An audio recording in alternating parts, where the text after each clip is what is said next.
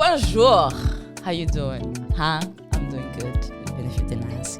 So my name is Stacy. I'm your host. Today we have a lovely human being with us who's going to enlighten us on some things, inspire us on some others. Yes, those are some big shoes to fill. Okay. Yes. Because I see great things in you. That's why.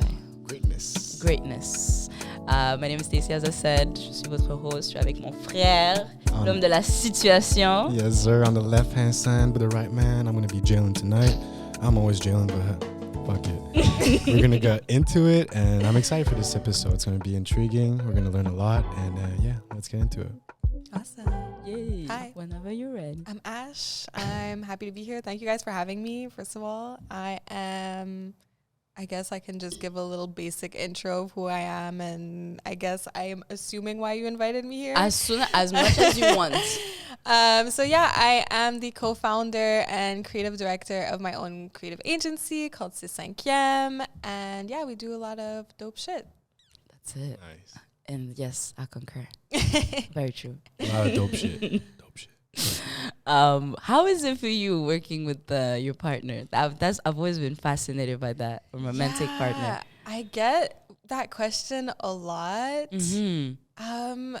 I don't know. I feel like for us, it happened very naturally. Like nothing was planned, so things kind of flowed organically. And like when we first got together, we had a lot of like complementary strengths and weaknesses, and so I don't know, it just like for us it just fits. Obviously, like when you're in a relationship, that adds another layer to things because you have to kind of learn how to balance being in a relationship and running a business. And like just having a business is kind of this thing that like ties you together. It's almost like having a kid too. So it's like this extra layer to the relationship. But I mean, so far, so good. It's been a learning experience. Interesting. Yeah. How long has the agency been in place? So we started working together in 2016 and officially launched in 2018. But we launched under a different name for trademark reasons. Like we had to change our name. And so I think it was 2020 that we rebranded and kind of like gave a new life to the agency in a sense.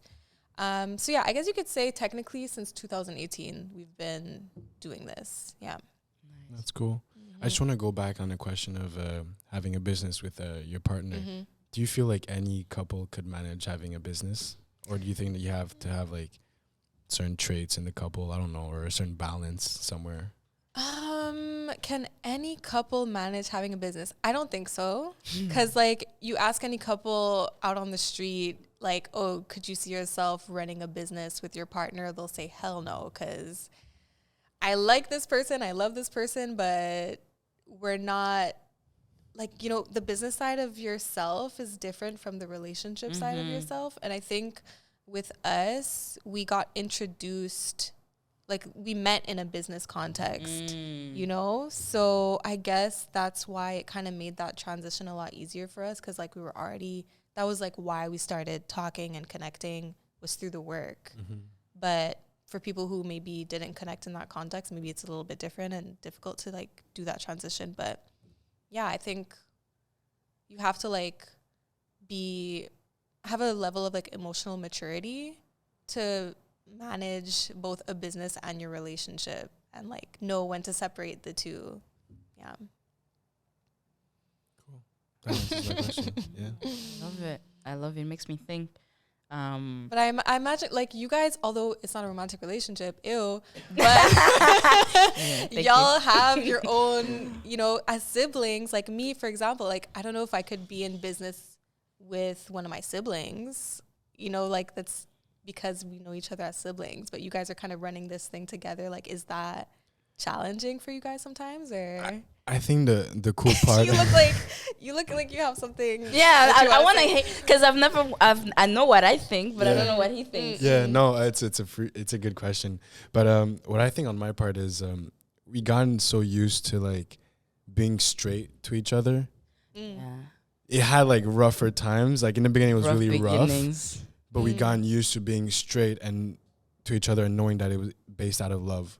So I think that's the major part that made us able to have like a business together, because either Stacey or I would be like, oh yeah, like you have to work on this, or you have to do this better, or either or. We know it comes from a place of love. And we're not like, oh, why are you dissing me? Why are you all up in my shit? No, we're just like, okay, even though I'm a little mad pissed at this moment, she's saying this for us. She's not saying this because she wants to diss me. So it's the same. It's like it's having that emotional maturity, because like it was difficult at first for us too. I think we ran. It was, you know, it wasn't always smooth sailing, but we got to this place where now we know each other very well, and we kind of know how to handle, like, take the ego out of things and handle our emotions. And it sounds very similar to what you were describing. Yeah. No, for sure. Yeah. I think what I could add is that besides the love, there is also a level of respect that is already established. And kind of, you know, when I was thinking about the podcast, I was like, who could match my energy and who could like really get me and also push me to excel and to like, you know, push through also when I'm like, I'm not sure. Because oftentimes, like in our relationship, like he will be the one to be like, bitch, I'm gonna need you to step up your confidence. You're that bitch. Now go and be that bitch. And I'm like, okay, let me go. You need that. Yeah, so that's why I was like, okay, I need that person. And I was like, and the whole time I was thinking, I was like, And then I don't know how he was like, yeah, you know, podcast. And then I was like, but why am I so dumb? He introduced me to podcasts. Why was I not? You know, so it kind of worked. And a bit like what you were saying, it kind of worked itself out in a sense where like we're already, like, I'm passionate about talking and passionate about like making things happen in a way. I don't know how else to describe it. Things from my brain to make them come to real life. Yeah. And then he's very good at like making shit happen. So I'm the brain part. I'm like, okay, I can conceptualize it and do it, but then sometimes I need that extra push, that extra motivation, that like battery of like, let's go. So it's like everybody has their role, and that's how the team was able to be created. Because like, yeah, and with our background in sport, and also we've like the teamwork. Like, okay, someone does this. There's gonna be, every person has their position and they do what needs to be done for the team to prosper and for us to win, basically. But yeah, I was always curious when I would see you guys. I'll be like, I wonder how that works. A lot of people ask, I don't know why that's like, I guess I can't relate to the people who are asking it. That's why I'm like, why is that such a big topic or a big question? Like, why are people so shocked or like find it so, I don't know that they find it weird, but just maybe rare or unlikely that it's possible. But there are so many creative duos and couples that exist. Yeah. And it works. I don't know, maybe in the context of creativity, it works better. But yeah. I don't know. I feel like on my side, if I think about it, I feel like because we're like in a society where we are a little scared to take risks. Not only are you taking a risk business-wise, but you're taking a risk on your relationship as well. Because if your business doesn't meet your expectations, I don't know, like it might influence your relationship as well. So not only are you losing once, you're losing twice in the same battle. That's how I would see it. I'd be like, damn, maybe it's like I'm risking twice as much. Because that's oftentimes what people will think is like, what if we break up? Then what happens to the project? Yeah. That too. That's or what if the project doesn't go well? Then what happens to the couple? Yeah. One or the other. Yeah, I think like I think we've had, I don't know if we've had that conversation of like, oh, what if we break up? But I think there's like this mutual understanding that like what we're building is bigger than us, and it's like I said, you can compare it to having a kid where like if two parents break up, they're not just going to abandon the child. Like you're still going to nurture and co-parent or whatever. So that's kind of how I see the business, because I guess we both trust and know that we're both fully committed to both the business and the relationship. So we have that trust and confidence that whatever happens, we'll figure it out. It'll work out. So trust has to be in the equation for it to work. Yeah, of course. Of course. It's a no-brainer. How big do you think what you do is, or what value do you think your project has? It's funny because I was just having this thought like the other day. Like I don't normally take the time to really think about what I'm doing and like the importance of it, or whether I don't even like think about like whether or not it is important because I'm so in it, you know, and I don't take the time to think about it. But now that, I don't know, the other day I was just thinking about it and I was like, you know, because right now we're working on a pretty cool project that I can't really talk about, but I was like, this is a big deal, you know, it's a big deal for creatives, for other designers, for specifically like Black and POC creatives and designers. Like if we pull this off, like it could open so many doors and so many minds. And that's kind of what I'm thinking about. And it's like a thought that's kind of at the back of both Miro and I's heads. It's like we're doing something, like I said, that's bigger than us, and that's kind of, we want to create something that people can look up to and take inspiration from, and maybe they'll be inspired to do their own thing, you know? I like that. I like that a lot. I'm like, wow. Because I remember when we met at Never Was Average, and then you were talking about your project, I was like, why are you saying it as if it's such a small thing? Like, Yeah. do you realize like how massive this thing is as a person of color, woman of color? Yeah, how's that experience for you as a woman of color? In addition to,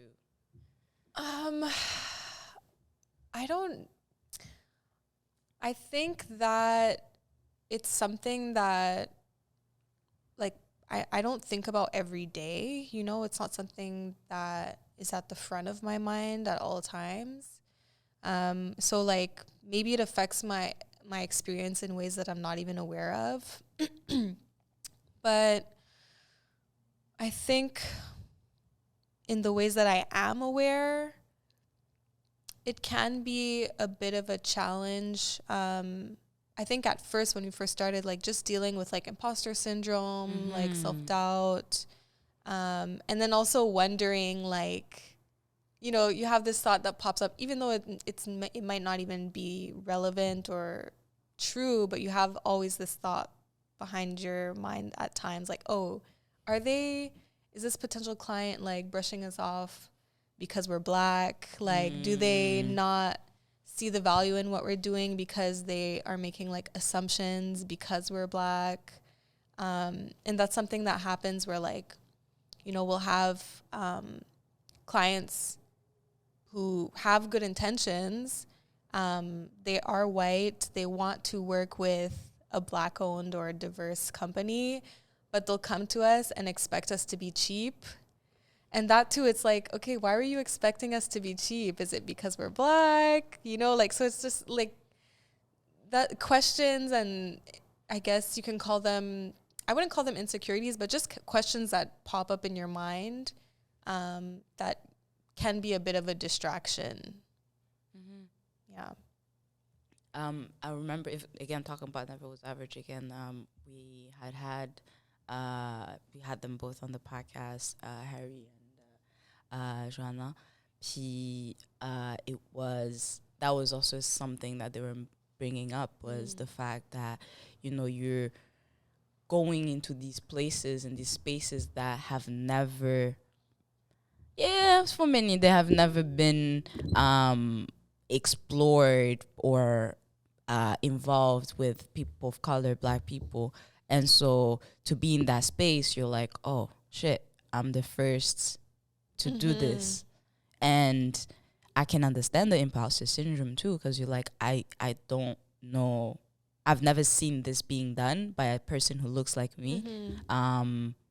So is this even attainable for me? Is this even for me? Is this even doable, possible? So yeah, how do you deal with those like fears when they erupt? How do I deal with imposter syndrome and those fears? Well, like you were mentioning before, how like your brother is a bit of like a hype man for you sometimes. Like Miro plays that role for me. Like he's like the most confident person ever. He's like overly confident sometimes. So that rubs off on me, and kind of, sometimes he'll just help me like snap out of it and realize like, yo, like what we're doing is the shit. Like, like, or, he'll even, he thinks about things that I don't even think about. He's like, he feels a way that like people aren't talking about me more because I'm a Black woman in the creative space in a male dominated industry, and we're doing things, we're like in the press, and we, it's not like we're like this underground company. Like if you type our name in Google, things will pop up, you know? So, and that's something that doesn't even occur to me. Like, I'm not even thinking about that. I don't feel jaded or feel a way that people aren't reaching out to me or talking or inviting me out to things or whatever. But yeah, like it's cool to have like a partner that can kind of help you take a step back and snap out of like your doubts and insecurities. And I'll do the same for him when he needs that too, so it balances out. So it's yeah, go ahead. No, I was gonna say, do you feel like creators, artists, and businessmen are more exposed to social anxiety nowadays, or do you think that it's just, I don't know how to say it, but do you feel like il y a quelque chose dans la société qui a changé qui fait que les business people or whoever works in creation or the media sector, basically, are they more exposed to social anxiety nowadays, or do you feel like it's the same that as the past, or we're just more talking about it? Well, when you say social anxiety, like you're referring to like people who are afraid of like putting themselves out there. I can't speak for everyone.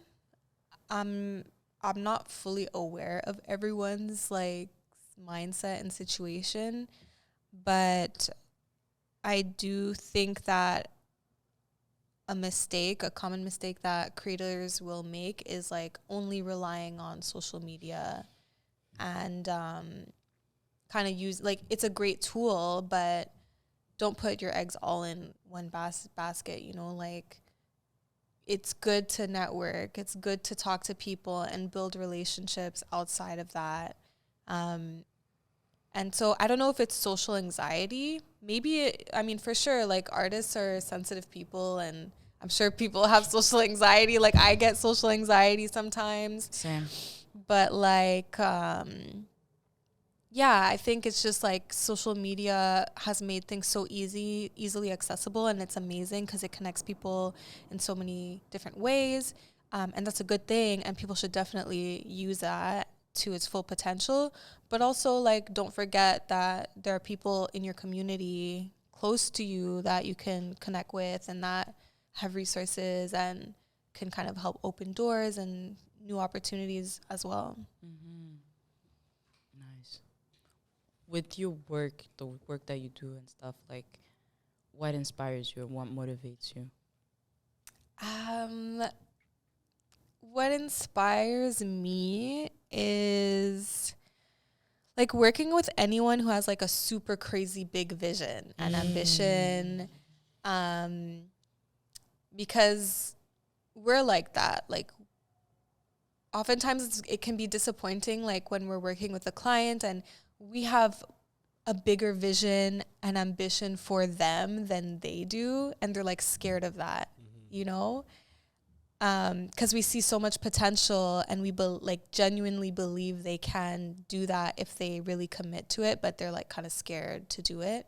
So I think anytime we meet anyone or work with anyone who dreams really big and is actually like taking the steps to achieve that, that's super inspiring and motivating for us, because it means that we're like, in the context of working with clients, like we're contributing to something real that will have a real impact in the world. Like that's what's more motivating and inspiring than that, like working on a project that you know will impact people's lives, or you know is being spearheaded by people who genuinely want to impact people's lives. Like that's super inspiring to me.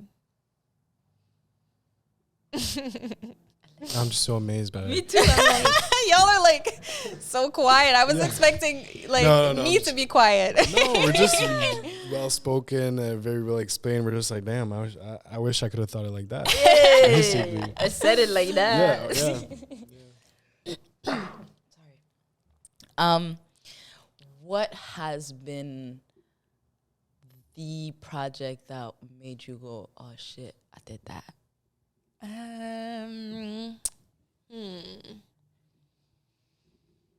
I think it's really hard for me to like pick favorites. Like I think they all kind of have their own, you know, they all make me feel pride in some way.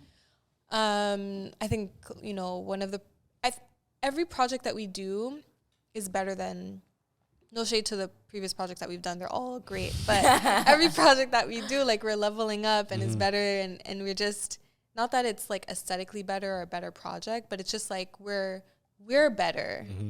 With every project that we do, we're getting better and better. So like I can't pick just one, because I feel like I said, like every project we do, I feel like, oh shit, like we're doing that. Like not we did that, but we're doing that.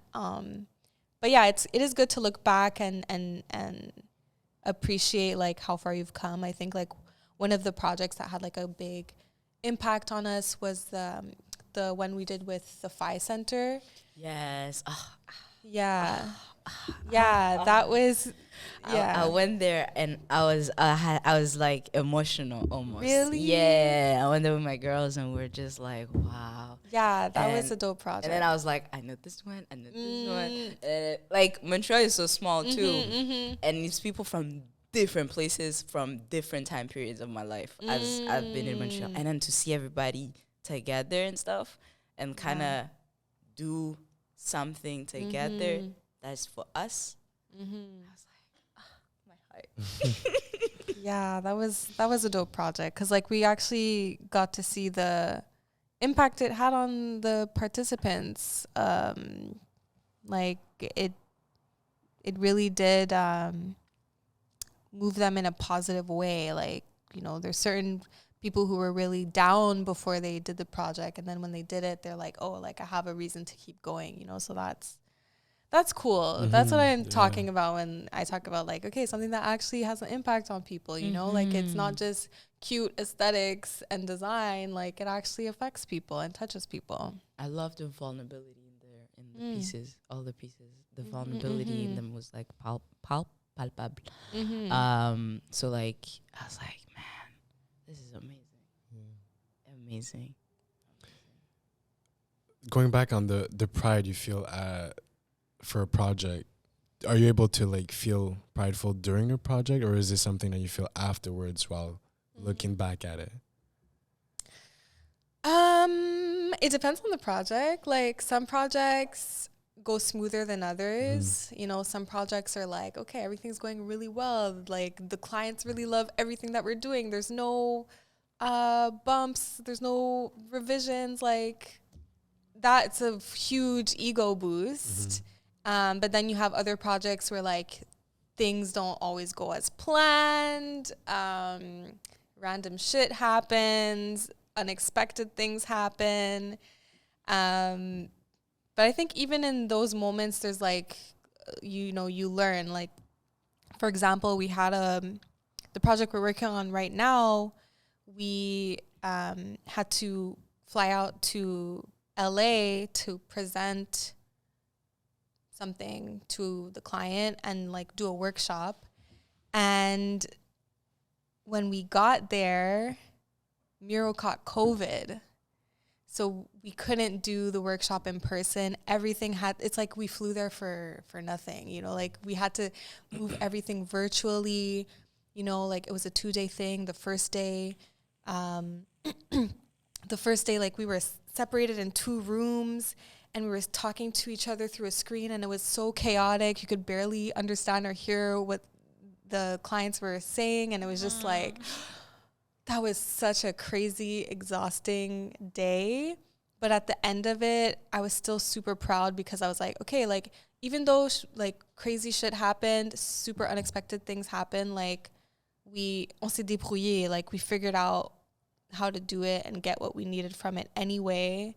And I was like, okay, like that's also an ego boost. Even when things fuck up and you figure it out, like you can get a sense of pride from that too.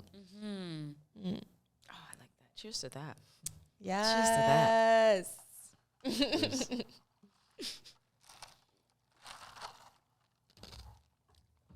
I like that a lot. It's helping me think. It's helping me think too par rapport à notre projet, because every time we have guests on, I use them. I use everybody. Every single guest, I use them. This is a podcast. It's like for you guys. It's self-serving. Yeah. Very much so. So all the questions I'll ask is to help me pave the way in a way. And like I kind of get different advice here and there, different ways of doing too. And I can be like, okay, this person did it like this. Let me borrow this here. Let me borrow that there. And then kind of make my own thing with it. And everything you're telling me, I'm just like, wow, okay. Yeah, there's this moment where we're taking notes and we're actually forgetting we're hosts. We're like, oh shit, where's okay? And then my face changes and I'm like, oh, there's a camera right there. I remember one of the things that my auntie told me. She was like, you know, we can see you, right? Sometimes you do some random shit. Remember, we can see you. Shout out to you, Audrey. Especially you, though. I feel like you're unaware, though. Sometimes you do some random shit and I'd be looking at you like, bro, do you know you're in public right now? Do you need to know? Bro, I forget. It's entertaining, though. I'm pretty sure people like are entertained by that. Oh, when you like roasting people, she's the best material. She's the best material. The stand-up comedians. Did you notice that every single stand-up comedian has roasted me? Yeah. Every single stand-up comedian that's come here has roasted me, and we had a session, and this fucker jumped on. It was like, oh yes. I think I saw a video of like it was such a funny moment, like where I think it was like Preach. Yeah, and you're basically dissing her looks. Oh yeah, that's the story you posted of today. Silence. Yeah. That was hilarious. Yeah. No. But every time like we have comedians on, I'm like, yes, I have a partner. We got this. The only thing I have to do is break the ice. Once the ice is broken, that's my teammate. Okay, next time you have to break the ice, so it's a connection between you and the comedian against him. I don't have the material. Stacey, bring it on. No. Bring it on.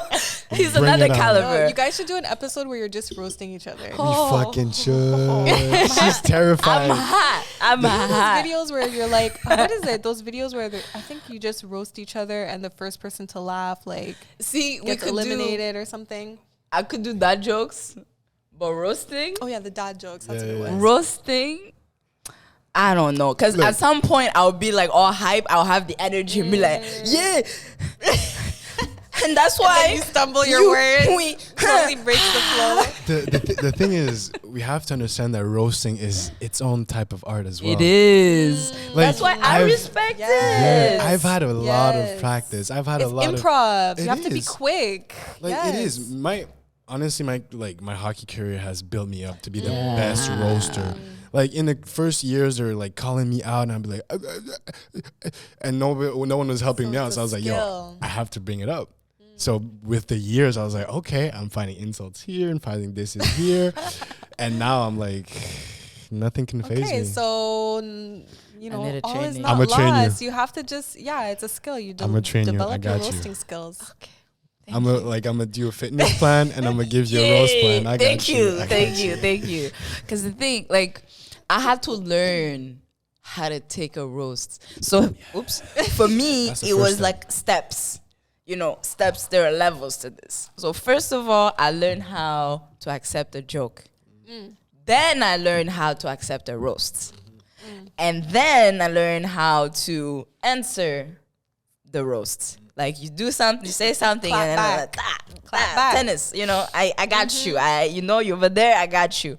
But then after a while, especially when I stopped doing sports, like competitively, I just lost it. And I was just like, I don't give a shit. Say whatever you want to say. That's your business. Like, I'll just walk away. Now I just walk. That works too. I just walk away. And you became no fun. Yeah. You became no fun. I became, I don't give a shit. Also maturity. Like, when you, like, after a while, I was like, why am I fighting? Why am I wasting energy?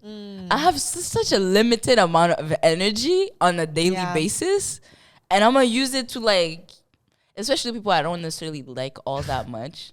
Like, but you know, I'll still roast strangers. Yeah, but like randomly. From a roaster, what we want is a reaction. Exactly. Yeah. I was just gonna say that's the best way to like put out the fire. Just no reaction. It really is. So I'd be like on her ass saying some shit, another shit, no reaction. I'd be like, oh, you know, wasting fun. your time. Yeah. That is true, because I don't want to entertain it, and because I know I don't have the clap back, so I'm like, let's not even begin this whole shenanigans, this whole thing. Like, I'm not. I got you. I'm gonna train you. I got you. All right, let's go. Hopefully it'll be like memory, muscle memory, and I can remember the things. It is. Yeah, it is. I feel like depending, I have to be in a certain environment. Maybe if I'm in a certain environment, it'll work out, and I'll be like, "Ooh, okay, let's go. You look like this, and then your face looks like that, and then you smell like this. You built like no." But first, you start with people you love, so that they understand that this is jokes. Yes. Because you don't want to be roasting someone with like a lot of like trauma, I guess, and then you become like a fucking, how do you call it? An intimidateur. It's tempting. A bully. There's a fine bully. line. Sometimes I don't know.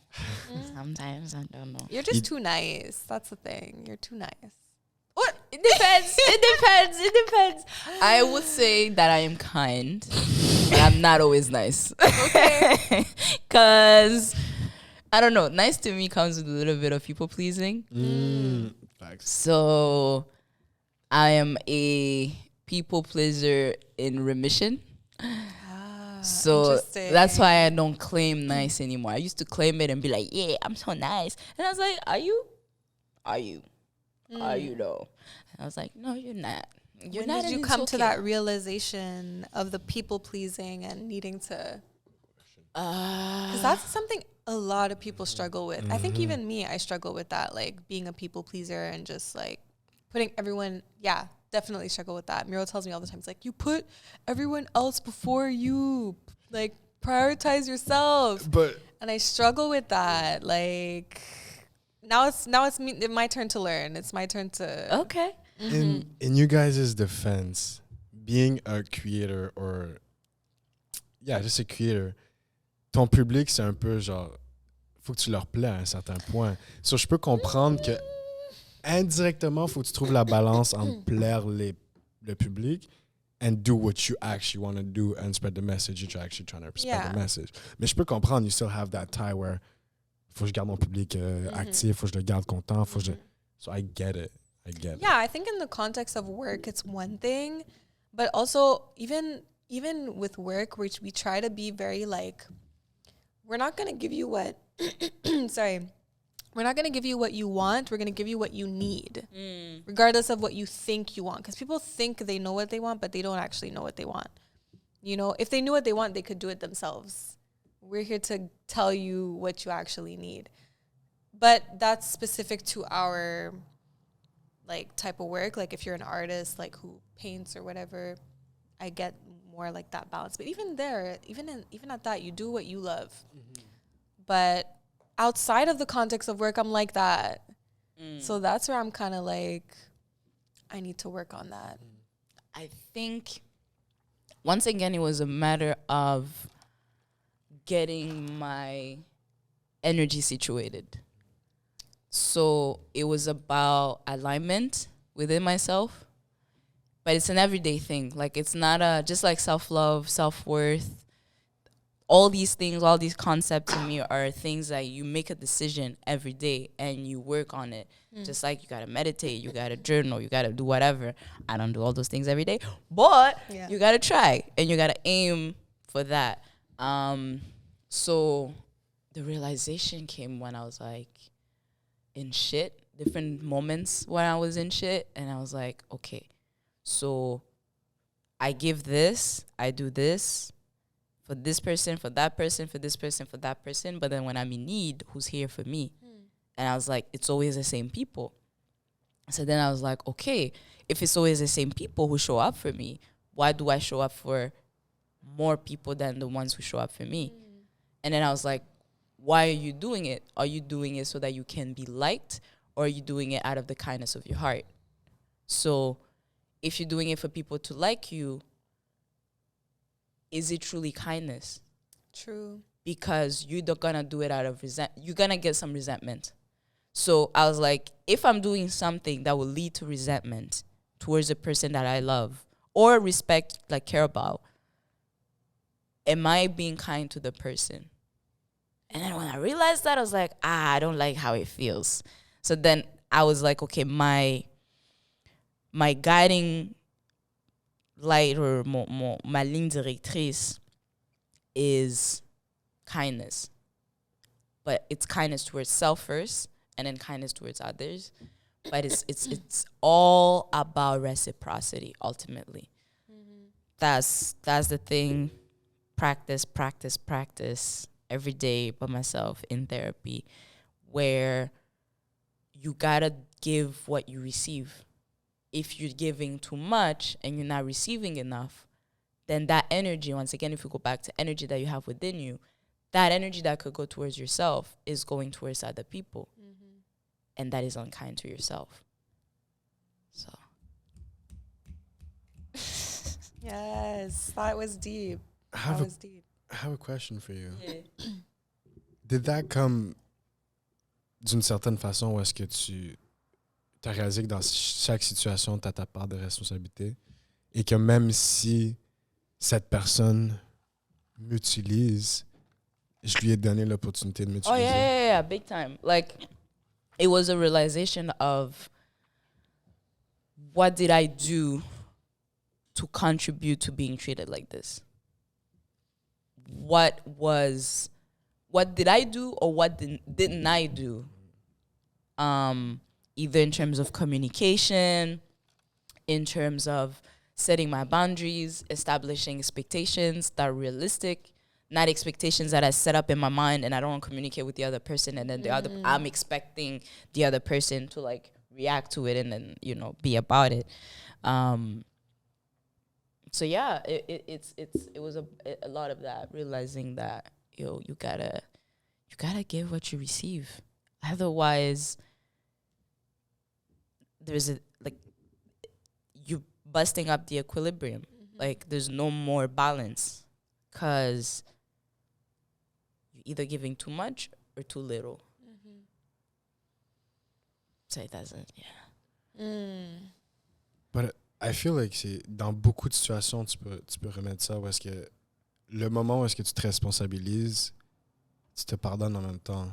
Because you're like, quand tu te responsabilises pas, and you're like, oh, this happens because of that, this happened to me because of this, c'est la faute à telle personne, c'est la faute à telle personne, t'es comme, your life is against me. Yep. Mais quand tu fais la réalisation de, yo, j'avais ma part de responsabilité dans cette situation, you're like, okay, maybe life isn't against me, I just made some mistakes here and there. Et je sens que si les personnes would realize that, je sens qu'il y aurait beaucoup moins de lourdeur, moins de... For sure. Yeah, just de lourdeur, I'll keep it at that. I think it has to do with self-compassion a lot. And that's something that we lack. And we're not taught to have compassion towards ourselves. We're taught to have compassion towards people everybody else but ourselves, basically. And it's like, yeah, you should feel for that person. They're going through so much. Feel for that one. What about me? And it's like, no, well, your shit is not as big as so-and-so's shit. So, like, chill. And it's like, no. Everybody has their own struggle. And you only know the struggle that you live in. You can't know any other struggle. But, yeah, like, the whole... but it's a journey, honestly. It's not a... You get there and then you stay there. It's you get there and you work to stay there. Yeah. Yeah. Like anything in life, I guess. Basically. It's a muscle. You have to work. Exactly. It's work. It's hard work, though. And it's easier not to do that, too. Yeah. It's easier to point all the fingers and kind of like, that's the easy route. Because then you're powerless, but at the same time, you have zero responsibilities. You don't have the weight of that responsibility. And when you give yourself that power back, then you're also reclaiming all that responsibility. Like, for some people, that's too much. That's true. How do you feel about what I just said? Vis-a-vis to your question. I mean, I feel like that's something that I definitely needed to hear. Nice. Definitely needed to hear. Something that I want to practice more, for sure. Yeah, that's how I feel. I love that. It's also what this this podcast is about, really. It's that. Just to feel all the feels together and to help each other heal. That's why I'm using it. These are free shrink sessions. Yeah. Big time. Do you have any interesting upcoming projects that you like? Oh, I'm so excited. You don't need to give the details. Yeah. But you can give how it makes you feel. Yes, I do.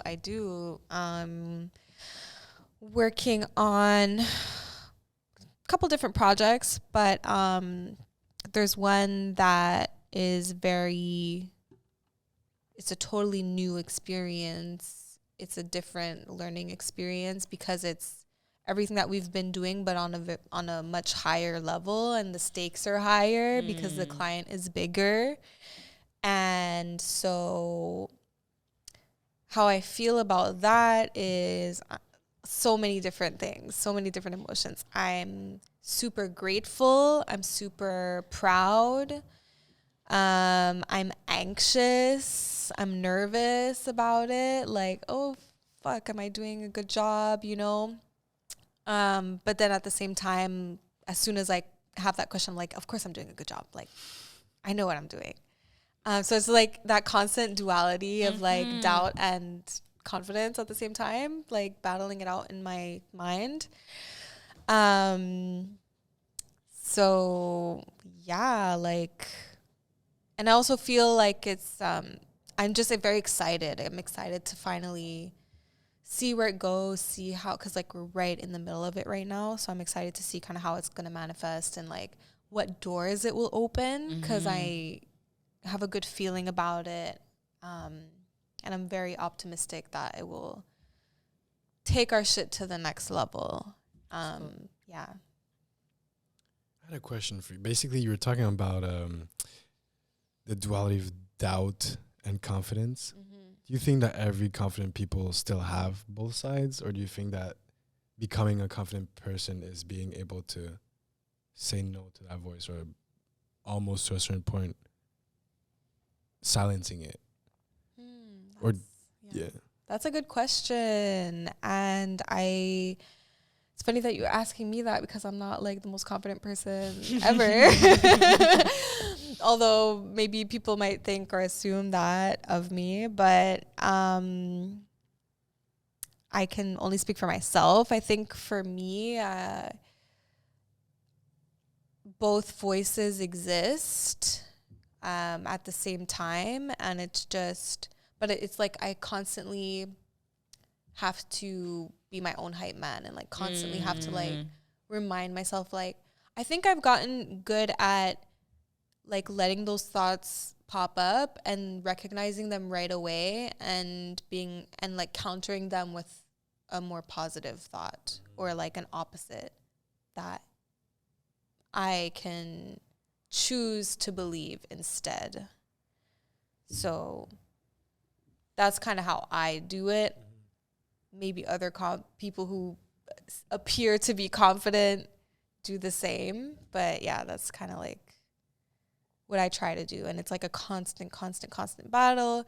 Some days, there are days where like those thoughts take over and you just let it happen and you slowly recover from it. And then other days it's easier. Yeah. It's funny you said that because I do that too. That's what I started doing from a teenage years when things were not developing the way I wanted to develop. So I was like, I may not have the titties, but I got this. I may not have that, but I got this. I may not, and then I will be progressively, I will challenge myself to find for one negative thing, I'll find 2 positives. And then 3 positives. And then 5 positives. And then at some point I'll be like, fuck the noise. Like, that's whatever. I have this, and that. Let me focus on this. But again, it's a choice. Yes. It's a choice. It's a choice. Definitely a choice.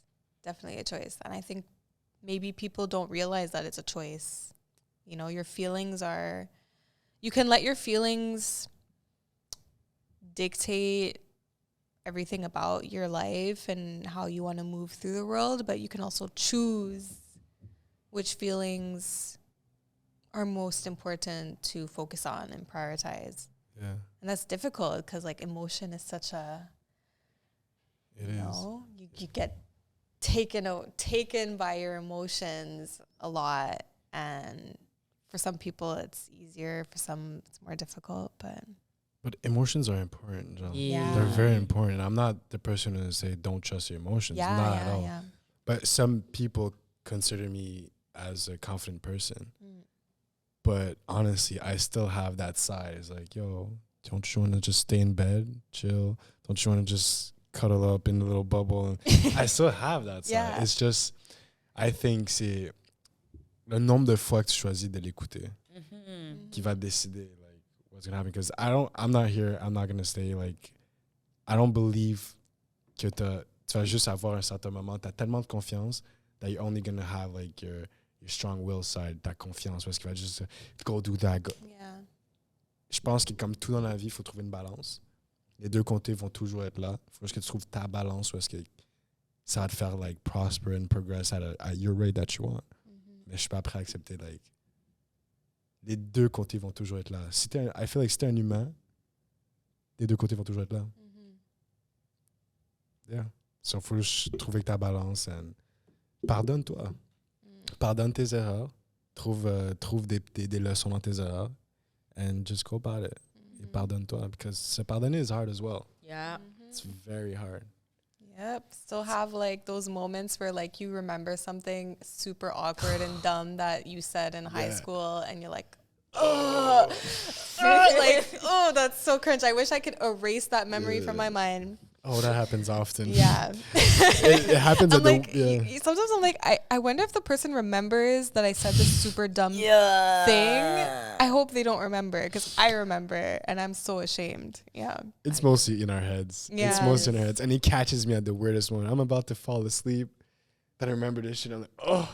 Yeah. I have to turn over. I'm cringing. I'm like, what the fuck did you just say that? Oh my God. Yeah. But yeah.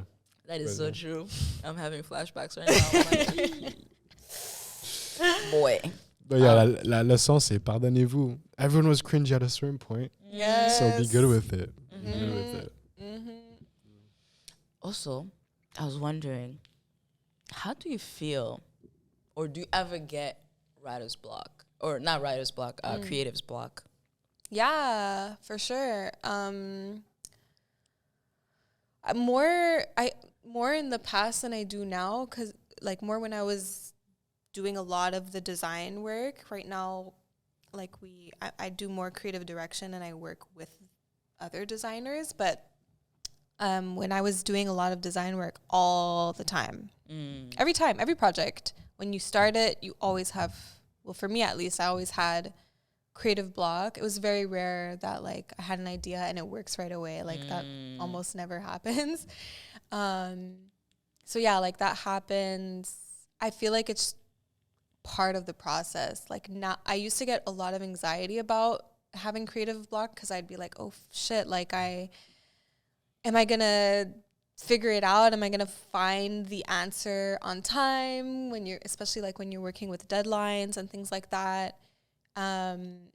But I've had creative block enough times that now I know that it always passes. So like now when it happens, I'm not scared of it. I'm not afraid of it. And I don't feel anxious about it because I'm just like, okay. Creative block is your brain telling you that you need a break.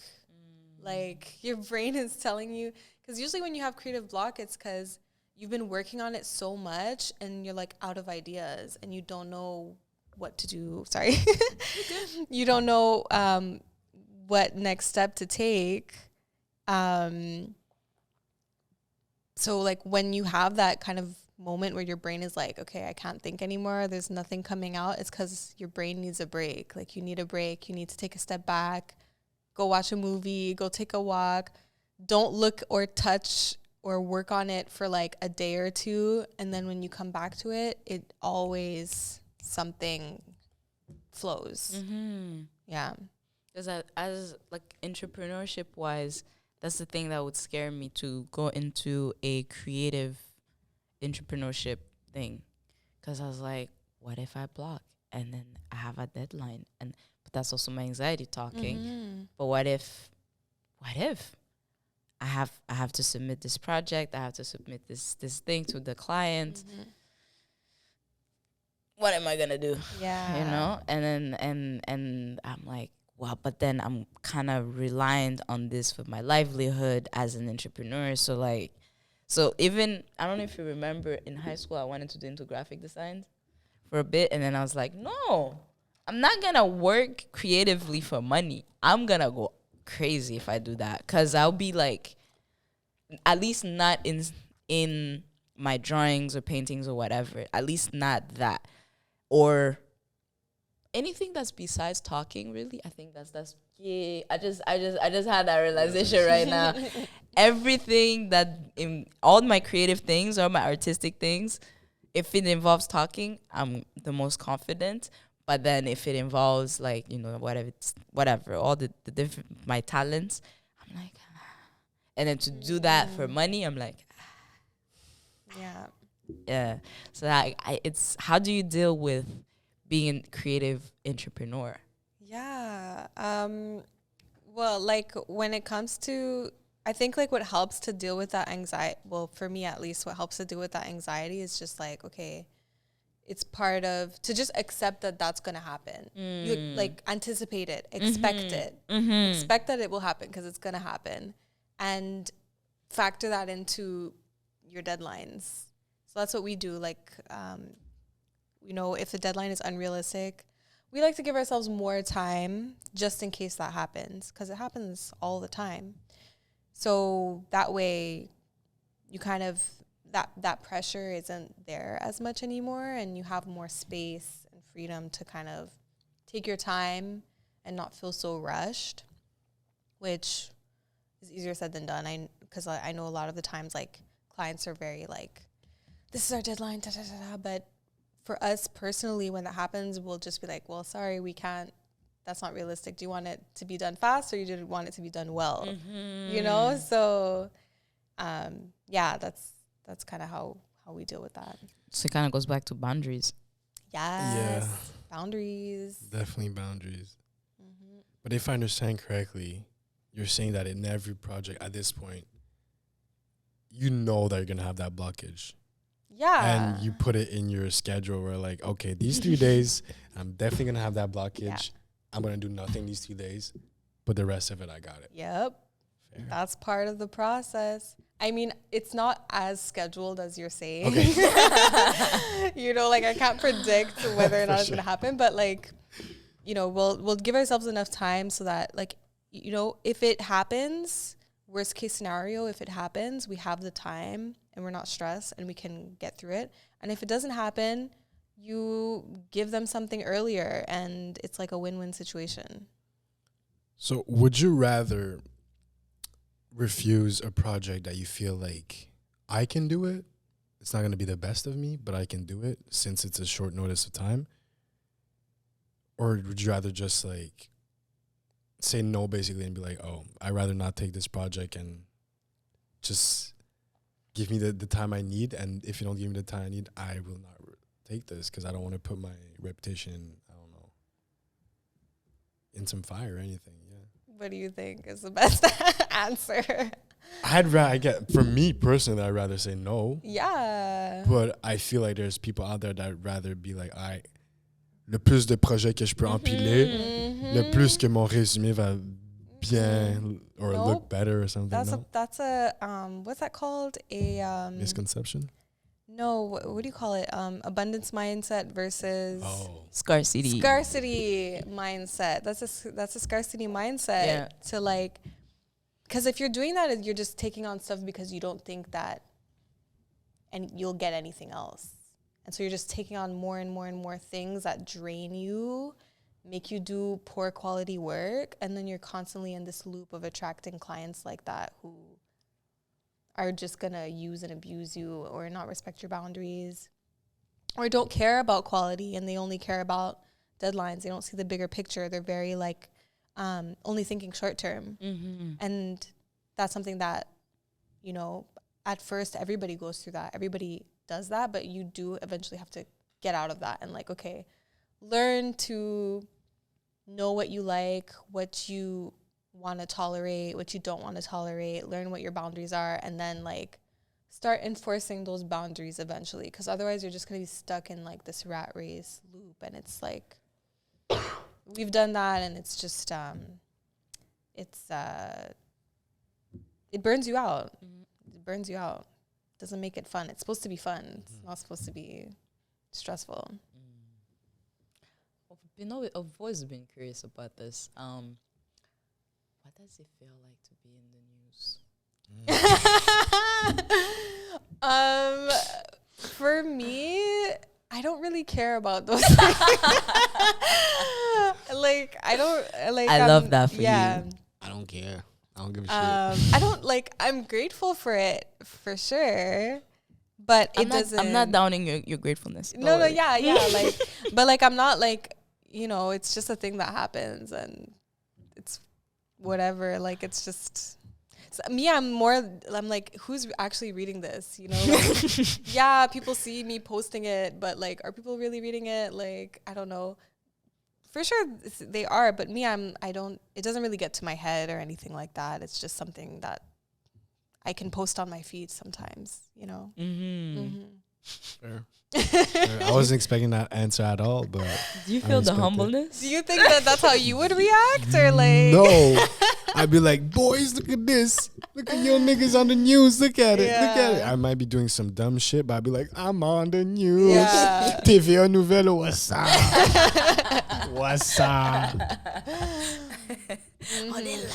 On est là. On est chaud. Yes, sir. TVA Nouvelle, vous êtes pas prêts. C'est quoi l'autre? RDI. Wow, je connais.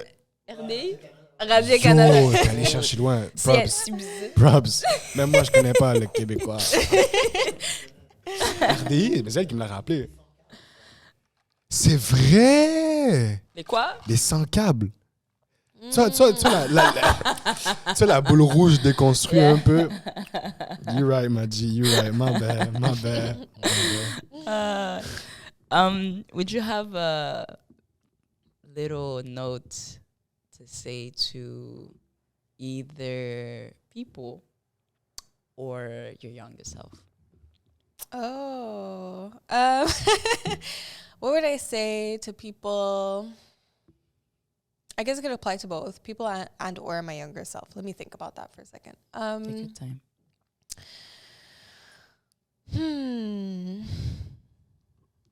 I would say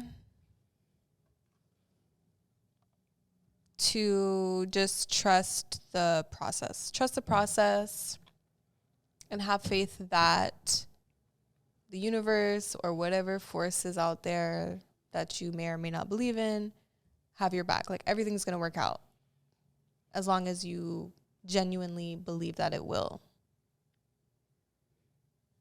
I'll drink to that. Cheers. Yes. Cheers. Cheers. I'm sorry, Mark, but she sparked a question out of me. But talking about faith. C'était ça, je regarde. Yeah, like, my bad. But you're talking about faith. Why did you choose the universe and not? Yeah, I'll just keep it at that. Why the universe? Why did I choose the universe? For me, personally, I feel like the word God for me has a lot of connotation to it. And so the universe is a bit more of like a blanket statement that can apply to literally everything, because we're literally in the universe. There's no denying that. There's no denying that the universe exists. There's no denying that there are forces in the universe that work in ways that we literally don't fully understand. So yeah, I guess that's probably why I use that term. But to me, it's synonymous with a higher power or whatever anyone else chooses to believe in. I'm good with that. Thank you for the answer. I like it. Sur ce, thank you so much for coming. Thank you guys for having me. This This is was so fun. Yeah, did you enjoy yourself? Yeah, This is what definitely. matters. Best podcast ever. Did y'all hear that? No. Did y'all hear that? Did y'all hear that? Did you Best get it? podcast ever. Ever. You're not joking out here. You're not joking. C'est pas des blagues. C'est pas des blagues. Le moment de faire les blagues, c'est fini. Maintenant, c'est le moment du sérieux. Le sérieux, c'est maintenant. But thank you for coming. Yes, thank you guys again. Thank you guys for being here. I always forget this, but shout out to Rosemont. Completely forgot Rosemont today. Non, j'allais le faire, mais c'est quoi l'autre sponsor que... This is me, guys. This is my baby. So shout out to me for raising her, for giving her water, sunlight. Not yet. I have so many plants. I can't do names. It's too many. So this is Stacy 2.0. Welcome to the new edition on the podcast. And yeah, we're glad to have her. Prettier looking than the 0.0. Oh! Now you have to practice your clapback. You're not that cute. Oh! She got me, guys. She got me. If you wanna hear my clap back, y'all better tune up on the next episode of the Bonus Show. Thanks for coming. And we'll catch you on the next episode. Thank you. Thank you.